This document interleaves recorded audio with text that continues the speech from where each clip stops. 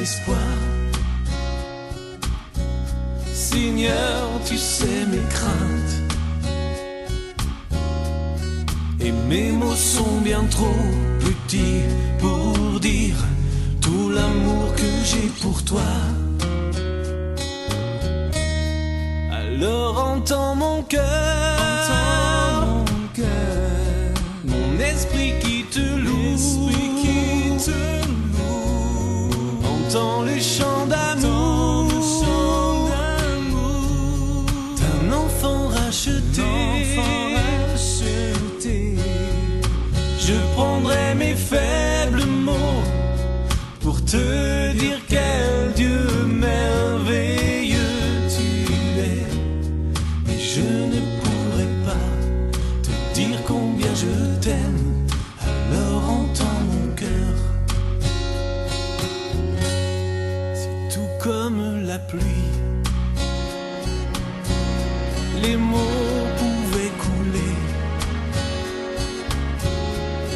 Et si j'avais l'éternité, je ne pourrais pas l'exprimer. Mais dans les battements de mon cœur, tu entendras toujours.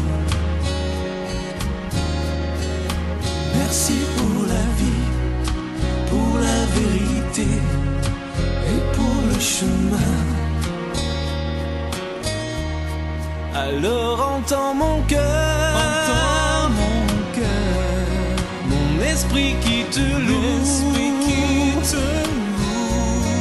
entends le chant d'amour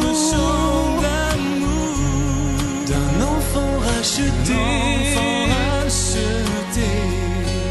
Je prendrai mes faibles mots pour te dire quel Dieu merveilleux tu es. Je ne pourrai pas te dire combien je t'aime. Alors entends mon cœur.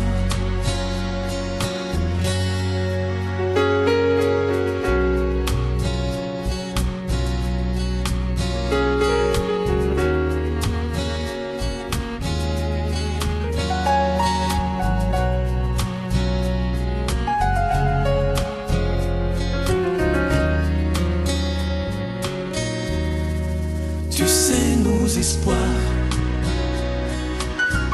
Seigneur, tu sais nos craintes. Et nos mots sont bien trop petits pour dire tout l'amour que nous avons. Alors entends nos cœurs, nos esprits qui te louent,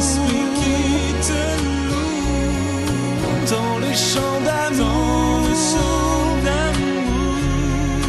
Tout est racheté. Nous prendrons nos faibles mots pour te dire quel Dieu merveilleux tu es. Mais nous ne pourrons pas te dire tout notre amour. Alors entends nos cœurs. Non, nous ne pourrons pas te dire tout notre amour. Alors entends nos cœurs. Bonjour à chacun d'entre vous qui écoutez l'émission L'Évangile, notre espoir. Le Seigneur désire que nous puissions lui exprimer notre amour. Nous pouvons lui dire que nous l'aimons avec cœur, avec franchise. Il connaît notre cœur et Dieu sait ce qu'il y a dans notre cœur. Il nous connaît comme s'il nous avait tricoté, si je pourrais dire. Vous savez, je continue dans cette série du pardon. Le pratiquez-vous? Je crois qu'il est primordial de se pencher dans ce pardon biblique, parce qu'il est souvent mal compris par plusieurs. Et mon désir aujourd'hui est de vous accompagner, de vous aider à comprendre le plan de Dieu pour votre vie. savez, le pardon, c'est l'action de la puissance de Dieu la plus tangible dans la vie d'une personne. Son plan pour notre vie est de cultiver des relations harmonieuses entre nous, enfants, parents, hommes, femmes, amis, voisins, camarades, patrons. Et j'aimerais que vous sachiez que la clé de nos relations, c'est le pardon qui a été manifesté 2000 ans passés par la crucifixion de Jésus-Christ sur la croix et sa résurrection. C'est ce pardon qui s'est manifesté et qui aujourd'hui, Dieu nous rend encore dans cette ère où ce que le Saint-Esprit est disponible, qu'on puisse le donner aussi. Et vous savez, le pardon est la base de notre foi.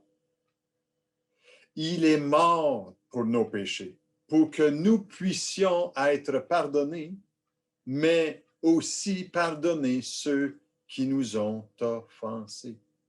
Nous avions vu l'importance dans les semaines antérieures, comme la prière du Notre Père. Et quand il nous est précisé, pardonne-nous, le sens vertical que Dieu nous accorde, il nous pardonne, il veut nous pardonner nos offenses quand on va à lui, comme nous aussi, nous pardonnons à ceux qui nous ont offensés. Je vous pose la question aujourd'hui, est-ce possible de pardonner? L'apôtre Paul s'est penché à ce sujet-là et j'aimerais lire un texte avec vous dans l'Épître aux Éphésiens, chapitre 4, versets 29 à 32. J'aimerais lire ce texte avec vous, Éphésiens, chapitre 4, versets 29 à 32. L'apôtre Paul dit qu'il ne sorte de votre bouche aucune mauvaise parole, mais s'il y a lieu, quelques bonnes paroles qui servent à l'édification et communiquent une grâce à ceux qui l'entendent. N'attristez pas le Saint-Esprit de Dieu par lequel vous avez été scellés pour le jour de la rédemption. Que toute amertume, toute animosité, toute colère, toute clameur, toute calomnie et toute espèce de méchanceté disparaissent du milieu de vous. Soyez bons les uns envers les autres, compatissants, vous pardonnant réciproquement, comme Dieu vous a pardonné en Christ. L'apôtre Paul voulait exprimer l'importance de mettre en pratique dans notre vie la puissance du pardon.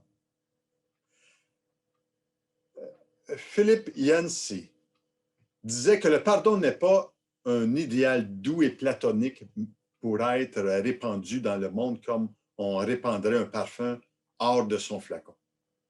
Le pardon est douloureusement difficile.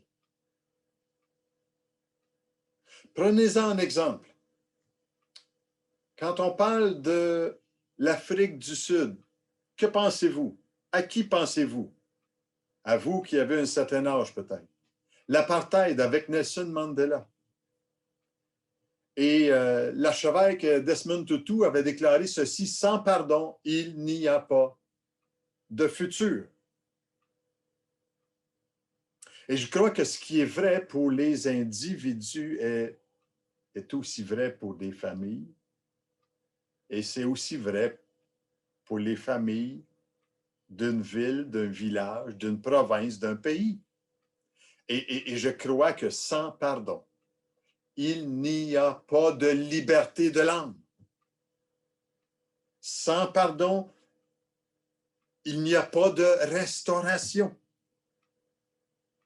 Et sans pardon, il n'y a pas de guérison possible.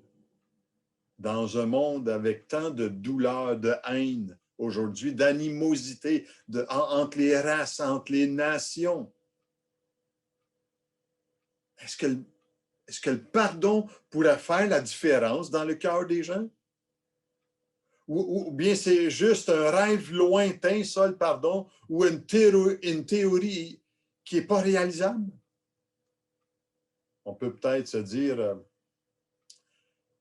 oui, un pardon complet, c'est la meilleure des solutions, mais c'est tellement au-delà de nos possibilités qu'on se contente de beaucoup moins. Est-ce qu'on se rend compte que nous pouvons nous éloigner du plan de Dieu pour nous si on regarde le monde qui nous entoure? J'aimerais que vous sachiez que le pardon des péchés est une doctrine majeure dans la Bible. C'est le livre qui nous le décrit le mieux.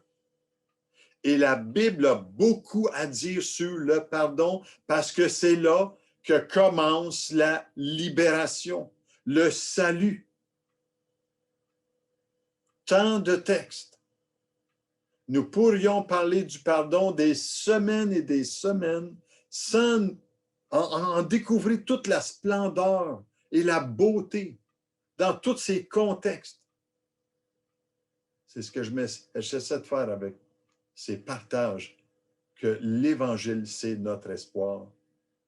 Vous savez, dans les psaumes, il nous est dit, le psaume 103, verset 12, « Autant l'Orient est éloigné de l'Occident, autant il, ça dit Dieu, il éloigne de nous nos transgressions. » Si tu gardais le souvenir des iniquités éternelles, Seigneur, qui pourrait subsister?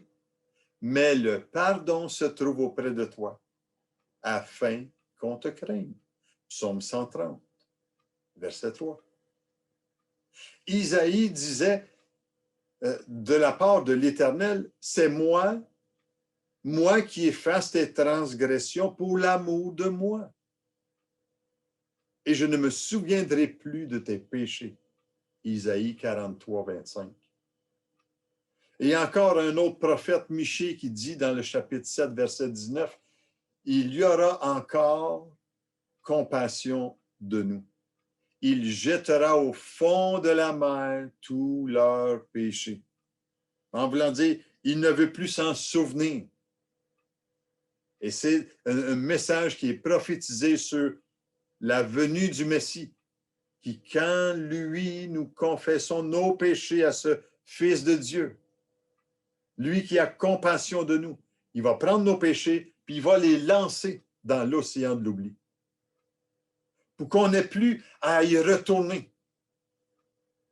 Vous savez, même l'apôtre Pierre disait dans Actes des Apôtres, chapitre 10, verset 43, « Tous les prophètes rendent de lui le témoignage que quiconque croit en lui reçoit par son nom le pardon des péchés. » Et vous savez, en lui, nous avons la rédemption par son sang, le pardon des péchés, selon la richesse de sa grâce. Alléluia! Éphésiens 1,7 qui nous dit cela. La Bible regorge de versets qui nous parlent du pardon. Et si Dieu ne pardonne pas nos péchés, nous aurions à les subir pour l'éternité. Pour toujours, nous aurions à vivre sous le poids de la culpabilité de nos fautes. Mais j'aimerais que vous sachiez que la Bible a beaucoup à dire aussi sur le pardon que nous accordons aux autres. Et ceux qui ont péché contre nous. J'ai essayé de développer ça dans les semaines antérieures, que l'importance du pardon que nous offrons, comme Dieu nous a pardonné. Dans l'Évangile de Marc, chapitre 11, verset 25, il nous est dit, « Et lorsque vous êtes debout, faisant votre prière, si vous avez quelque chose contre quelqu'un, pardonnez, afin que votre Père qui est dans les cieux vous pardonne aussi vos offenses. » Éphésiens chapitre 4, verset 32, encore là-dessus, nous dit « Soyez bons les uns envers les autres, compatissants, vous pardonnant réciproquement, comme Dieu vous a pardonné en Christ. » C'est le verset de notre texte aujourd'hui. comme Dieu nous a pardonné. Et tout tourne autour de deux pivots dans le pardon. Dieu me pardonne et je pardonne aux autres. Et nous pouvons certainement déclarer que le christianisme est la religion du pardon. Le pardon de Dieu descend vers nous. Il est venu dans la personne de Jésus. Le pardon, c'est l'unique solution de Dieu au problème de nos fautes et de nos péchés. Et si nous n'acceptons pas cette solution, il n'y a aucune autre solution qui nous est proposée pour être délivré du mal. Dieu lui-même est venu dans ce monde. Il nous a montré comment nous devons pardonner aux autres. Et nous devons faire aux autres ce que Dieu a fait envers nous. Est-ce que tu as reçu ce pardon dans ta vie? Cette délivrance? J'aimerais vous dire qu'il y a un rapport direct entre notre propre santé spirituelle et notre bonne volonté à pardonner à ceux qui ont péché contre nous, qui nous ont fait du mal. Le pardon, vous savez, dans la Bible, il y a plusieurs mots différents qui sont utilisés en hébreu et en grec. Et un de ces mots-là, il veut tout simplement dire le pardon effacé. Qui veut dire que Dieu efface toute la liste des péchés que nous avons commis. Un autre mot hébreu qui signifie, qui veut dire lever, transporter, porter au loin, qui nous parle de l'enlèvement complet de nos fautes, comme un fardeau qui pesait lourd sur nos épaules. Il y a un autre mot qui signifie libérer d'une dette. Et ça indique que la punition du péché a été annulée. Saviez-vous que vous et moi, nous avions une dette? Nous avions une dette, et je le dis bien, nous avions, parce que pour ma part, j'ai dû régler quelque chose dans ma vie envers le Seigneur et lui demander pardon en l'invitant à être le sauveur de ma vie, le Seigneur aussi de ma vie. Vous savez, il y a un mot grec qui signifie, concernant le pardon, faire grâce. C'est le mot charizomé, qui veut dire accorder une faveur. Croyez-vous que le pardon est immérité? Oui, un grand oui. C'est par grâce. C'est un don de Dieu. Vous savez, dans mes lectures concernant le pardon, un des livres des auteurs anglais du nom de John Nieder et Thomas Thompson, dans leur livre « Pardonner et aimer encore ». Ils font remarquer que la Bible utilise au moins 75 expressions imagées du pardon.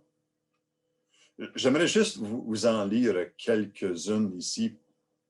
Et remarquez bien, tout dépend de leur contexte dans lequel cela peut se déclarer.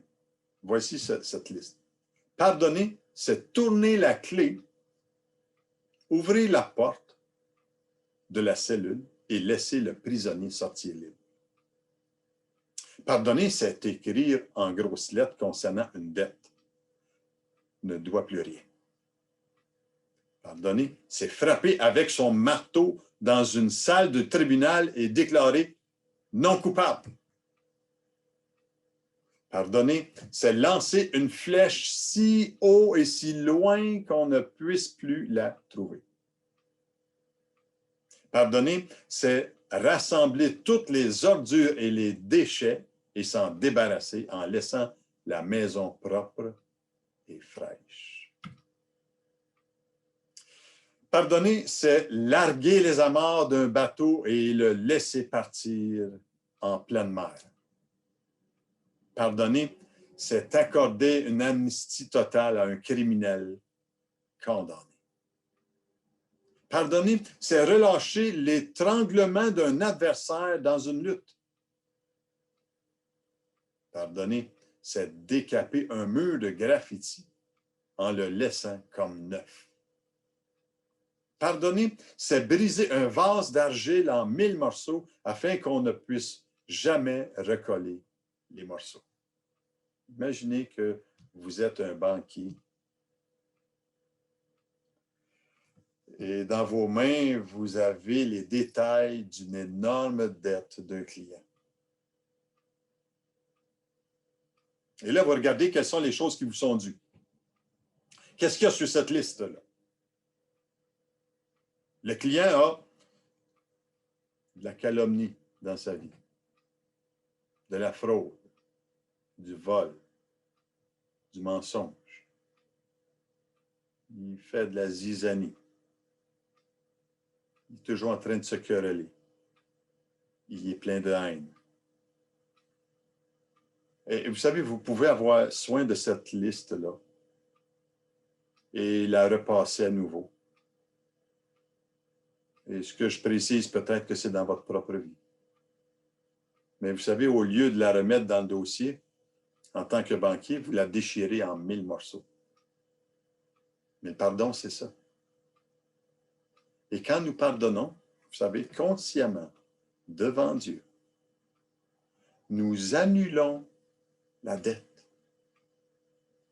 Nous abandonnons les charges. Nous accordons la grâce à celui qui est prisonnier. Nous libérons celui qui nous a offensés. Et souvenez-vous que le pardon n'est pas la même chose que la réconciliation ou la restauration. Je vous en parlerai dans d'autres semaines. Nous parlons ici de la plus grande œuvre qui se fait dans le cœur d'une personne. Et il ne s'agit pas ici d'un truc qu'on essaie d'employer pour forcer quelqu'un à redevenir notre ami. Ce n'est pas non plus un moyen pour manipuler les autres, le pardon, ou bien de les amener à confesser quelque chose qui nous a fait tellement souffrir. Mais le pardon, vous savez, c'est quoi? Le pardon, c'est un choix, une décision volontaire. Ce n'est pas un sentiment. Vous savez, Dieu, il ne dit pas « pardonnez si vous le sentez ». Non, non. Il est possible que vous ayez été profondément blessé dans le passé, que vous ne sentiez jamais l'envie de pardonner. J'aimerais vous dire, le pardon, c'est un choix, une décision que vous prenez dans votre cœur, devant Dieu. Vous avez choisi de libérer les autres des dettes qu'ils ont envers toi. Et c'est pour ça que dans 1 Corinthiens, chapitre 13, le chapitre du Nouveau Testament qui nous déclare l'importance de l'amour, qu'est-ce que c'est? Il nous est dit dans le verset 5, « Il ne soupçonne point le mal. » L'amour ne fait pas le calcul, ne tient pas de cahier de compte de tout le mal qui nous a été fait. Le pardon veut dire qu'on laisse tomber la colère et l'idée de se revenger. C'est un acte de miséricorde à l'égard d'une personne qui nous a blessés. Vous avez probablement déjà entendu dire « il ne mérite pas d'être pardonné ». C'est sûr que non. Personne ne mérite le pardon. Le pardon n'est pas un mérite. C'est un don de la grâce que vous accordez à quelqu'un qui vous a blessé. Parce que vous avez été pardonné, vous devez aussi le faire. C'est un choix. Le changement se produit d'abord en nous, en vous. Vous pardonnez à la personne dans votre cœur et ça reste entre vous et Dieu. Et ce changement-là aura pour résultat que vous allez éprouver d'autres sentiments et des réactions différentes à l'encontre de l'autre personne. Le Saint-Esprit va venir envahir ton cœur de d'autres sentiments. Vous savez, le pardon n'est pas une question de justice, c'est une question de grâce. Ce n'est pas à nous à demander la justice. J'aimerais terminer avec cette liste-là aujourd'hui sur les conséquences du non-pardon. C'est que notre communion avec le Père est bloquée quand on ne pardonne pas. Le Saint-Esprit est attristé, selon ce qu'on a lu dans Éphésiens tantôt. Dieu voulait seul à faire face aux problèmes de la vie. Si vous ne pardonnez pas. Vous donnez accès au diable par votre amertume. Vous forcez Dieu à devenir votre ennemi. Parce que le Père ne te pardonnera pas non plus si tu ne pardonnes pas. En d'autres mots, vous perdez la bénédiction de Dieu sur votre vie. Oh Dieu, viens nous aider.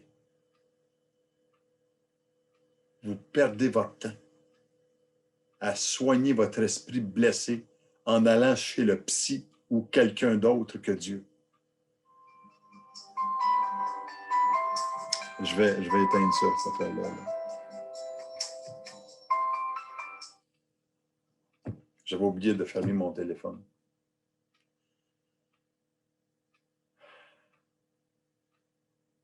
Est-ce qu'on veut perdre notre temps dans la vie?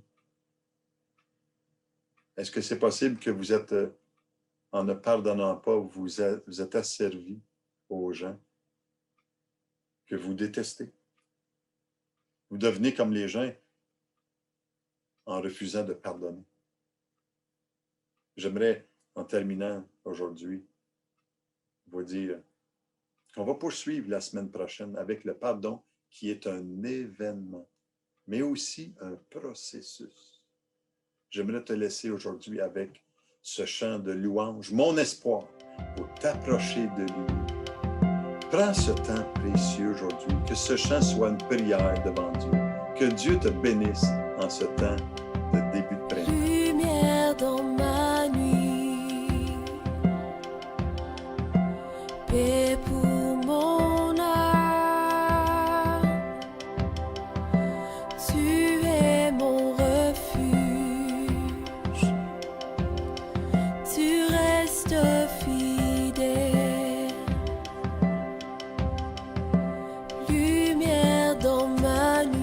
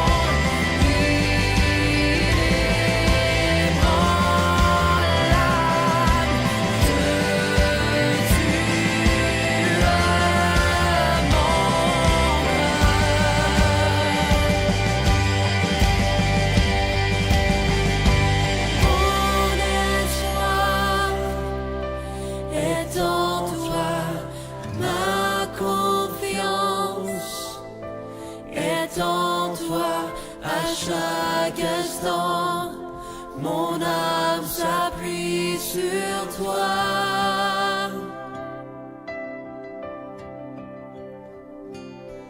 L'univers est à toi et